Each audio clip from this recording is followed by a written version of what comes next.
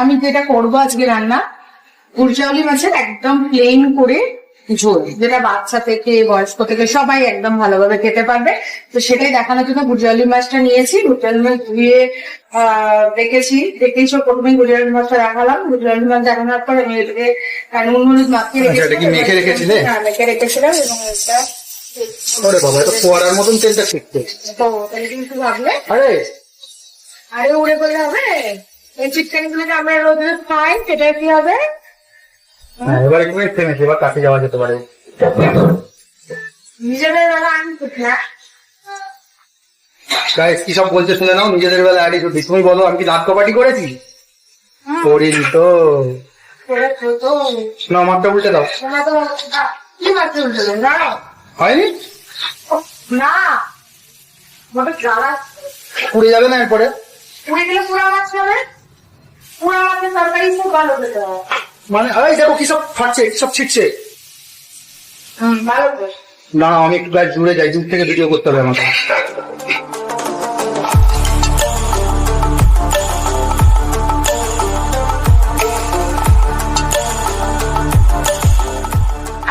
একটু কমিয়ে দিয়েছিলাম যাতে মাছের দুধগুলো ভালো করে ভাজা হয়ে যায়। এখনো হয়নি, দেখছো? এখনো দিলে এখনো হয়নি না। এই মাছ খেয়ে তো এটা কিনে খাওয়া। দেখো গাইস সব ছিটছে। আমি এখানে দাঁড়াতে পারবো না, একটু দূরে গিয়ে আমায় করতে হবে, কিছু করার নেই আমার। আচ্ছা ততক্ষণ ওর দিকে ক্যামেরাটা করি, কি সব বলছে শুনি। আমি কি বলছি, মানে বেসিক্যালি এটা আমি তো মাছ খাই না। এটা জানি না কারা কারা জানো, মানে তোমাকে এর আগে কোনো ভিডিওতে বলেছি কিনা। আমি কোনো মাছ পছন্দ করি না চিংড়ি মাছ ছাড়া। চিংড়ি মাছ আর বড় কোচো মেরে রেখে ভেটকি মাছটা খাই। না গাইস আরো একটা খায়, কাতলা মাছ খায়, বড় কাতলা মাছের পেটি। হ্যাঁ, যদি সেটা মানে বেশ বড় বড় মানে ওই যে তরোয়ালের মতন যে কাঁটাগুলো বেরিয়ে আসে কাতলা মাছের পেটি থেকে, ওইটা খাবে। ভেটকি মাছ খাবে। আর চিংড়ি মাছ, তোমরা বলো চিংড়িটা কি মাছ আদৌ? না, তাহলে কি? চিংড়ি মাছ হচ্ছে কি জলের পোকা, এটা তোমরা জানো না। পোকা মাকড়ি তো খাই, পোকা মাকড়। আচ্ছা চলো মাছটা দেখাই। এবার আস্তে আস্তে মাছটা কিন্তু হ্যাঁ আবার শিখছে। খুব বেশি ভাজা হয় না এই মাছগুলো, কিন্তু খুব বেশি ভাজা হবে না কিন্তু। হ্যাঁ বারবার বলছি, খুব বেশি ভাজা হবে না, মাঝারি মতন হবে। লেগে গেছে, দেখো ওটা সাইড হয়ে গেছিল বলে লেগে গেল। মাছগুলো হালকাই ভাজা হবে, খুব ভালো মানে খুব বেশি বেশি করে ভাজা হবে না কিন্তু। হ্যাঁ, তো সেই বুঝে মাছটা ট্রাই করবে। মাছটা হয়ে গেলে এবার আমি আনাজগুলো কেটে রেখেছি, আনাজগুলো তোমাকে দেখালাম। তো আনাজ মাছ এগুলো আগে একটু করার ছিল, তো সেগুলো এবার আনাজগুলো ভেজে নিই। আচ্ছা এই ফাঁকে একটুখানি বলে দাও, ওখানে আমি দেখিয়েছি মানে মশলাটা কি হচ্ছে, তাও কি কি আছে একটু মুখে বলে দাও। তোমাদের জন্য বলি যে মশলাটা কি কি ছিল। মশলাটার মধ্যে একটু আদা, একটু শুকনো লঙ্কা, একটা কাঁচা লঙ্কা, আর তার সাথে সাথে জিরে বেশ অনেকটা, আর তার সাথে সাথে গোলমরিচ। তো যে যার ঝাল অনুসারে গোলমরিচটা দেবে। কারণ যে আমার বাবা, এটা অ্যাকচুয়ালি আমি আমার বাবার জন্যই করছি। তো বাবা আমার ঝাল খেতে ভালোবাসে, তো একটু গোলমরিচটা আমি বেশি ওখানে দিয়েছি। আমার মেয়েও ছোট হলেও কি ও ঝাল খেয়ে নেয়, আর বর্মশাই তো খাই ঝাল। তো আমাদের বাড়িতে ফ্যামিলিতে সবাই মোটামুটি ঝাল খায়। তো যারা দুজন ঝাল খায় না, আমার ভাইয়ের বউ, আপনার ছোট ভাই ঝালটা, তো ওরা এই রান্নাটা খাচ্ছেও না। তো একদিন কোনো ব্যাপার না। তো একজন তোমাদের পুজো আছে, তো পুজোর জন্য আর কি ওরা খাবে না, আমিও খাবো না। তো আমরা যারা খাই না তারা বাদ দিয়ে, মানে যারা খায় ভালোই ঝাল খায় বলে ঝালই করেছি। গোলমরিচের ঝালটা অ্যাকচুয়ালি কি বলতো, দেখবে লঙ্কার ঝালটা কি হয়, লঙ্কার ঝালটা কিন্তু ভীষণ লাগে, মানে ঝালটা সত্যি ঝালের মতো লাগে। কারণ গোলমরিচের ঝালটা কিন্তু একটু চিটচিট করে তারপর কমে যায়, খুব বেশি একদম লাস্টিং করে না। গোলমরিচটা খাওয়াও ভালো, তো সবাই খায়, আমার বেশি পছন্দ হয়। ছোট হলেও ঝাল মানে বুঝতে পারছো গাইজ আমাদের ফ্যামিলিটা কত ঝাল ফ্যামিলি, মানে কত বিশ্লেষণ। কাঁচা লঙ্কার ঝাল, শুকনো লঙ্কার ঝাল, গোলমরিচের ঝাল, মানে এক একটা ঝালের এক এক রকম মানে ব্যাপার স্যাপার রয়েছে আর কি। আচ্ছা আমাকে ওইগুলো দাও। আচ্ছা দিচ্ছি দাঁড়াও। আমরা বলেছি বেশি ভাজবো না, তোলার পালা তুলে নিচ্ছি। মাছ তুলছো? দেখো গাইজ কিন্তু এ তো এখন ঠিক কাটছে না। না ঠিক কাটছে না, আবার ঠিক কাটছে। এইটুকুনিও যদি না সহ্য করতে পারো তাহলে ক্যামেরাও করো না। তার মানে তুমি কি বলতে চাইছো এরকম মানে গরম তেল ছিটকানো নিয়ে রোজ সহ্য করে রান্না করছো? হ্যাঁ অবভিয়াসলি। দেখো গাইস ক্রেডিট দেখো, খালি ক্রেডিট দেখো। এইটা সত্যিকারই যে আমরা যারা রান্না করি, যারা কত কষ্ট করে এনেছে এবার বড়দের কি আর খেয়াল রাখে না বড়রা নিজেরা খাবার পেলেই রাখতে মানে রাতে বা দিনের শেষে খাবার পেলেই হয়ে যায় ওদের। তো এই মাছটা একটু এক্সপেক্টেশনালি হবে বলে ঠিক আছে, তো তুলে নাও, তারপর আবার ফিরে আসছি, ঠিক আছে?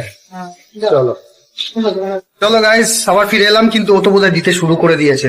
তোমার অপেক্ষা বসে থাকবো, ইরেসপন্সিবল ক্যামেরাম্যান থাকলে তো আমরা খেতে পাবো না, কি করবো বলে।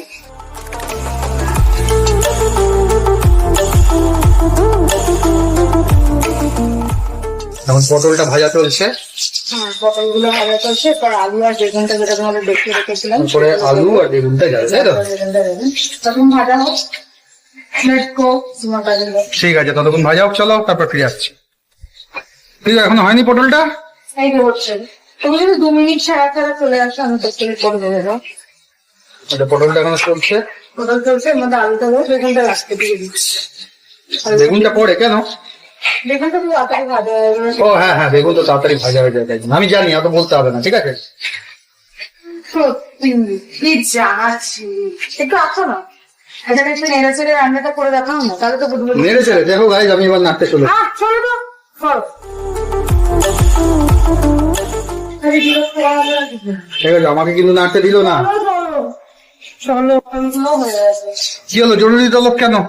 পটল হয়ে গেছে, বেগুন দেবো না, তারপর বেগুন দেখালে না, এই দেখালে না, এখন তাকে বলবো। ও আচ্ছা, বেগুন দেওয়ার টাইমিং হয়েছে বলে গাইজ, তাই জন্য আমাকে তলব করে দেয়।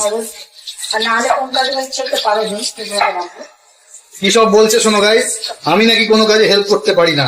এই ভিডিওতেই প্রমাণ আছে আমি কাজ করি, আমি দেখাবো তোমাদের। এই দেখো কেন বলছে বলো তো, চলো চলো কাজ করার জন্য। দেখো গাইজ, আবার ডাক পড়েছে। এটা কি?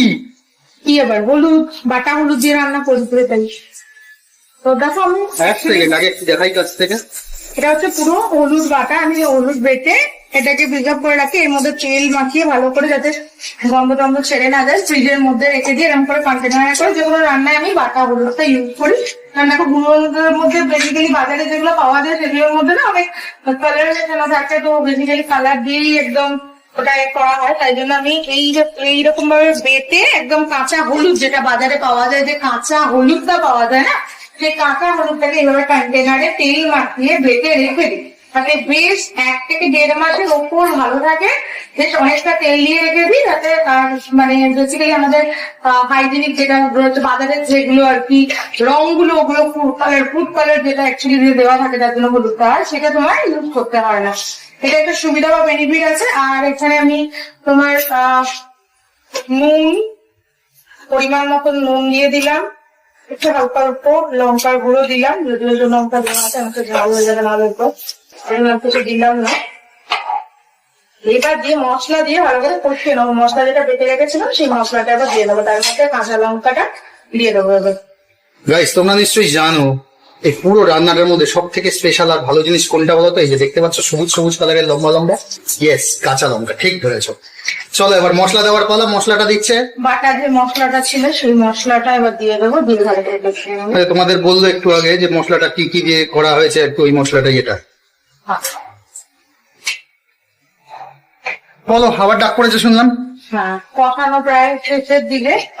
আচ্ছা, কষানো প্রায় শেষের দিকে। জল দিয়ে দিয়ে কষিয়ে নিয়েছিলাম যাতে ধরে না যায়, যখন খেয়াল রাখতে ধরে না যায় তাহলে কাছে যেতে লাগবে।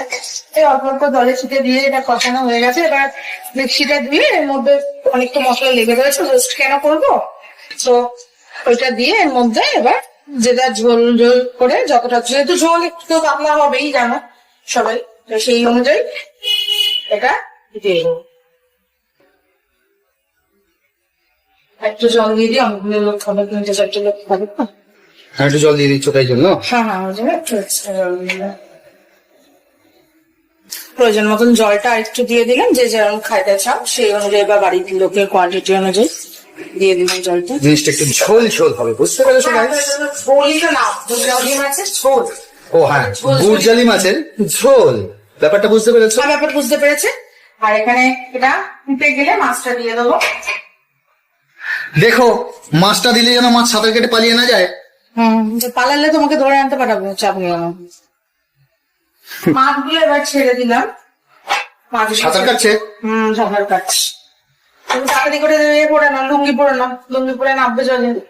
মাছ ধরতে যাবো তাই? হ্যাঁ মাছ ধরতে যাবে তো, মাছগুলো পালালেই তোমাকে ধরতে আচ্ছা, গুড়জালি মাছের জায়গায় যদি আমি অন্য কোনো মাছ তুলে আনি তখন কি হবে?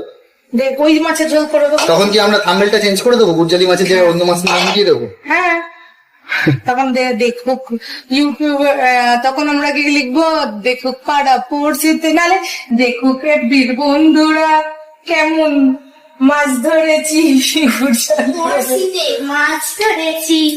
এই যে আরেকজন চলে এলো। কি জ্বালা। দেখো মাছগুলো হয়ে গেছে।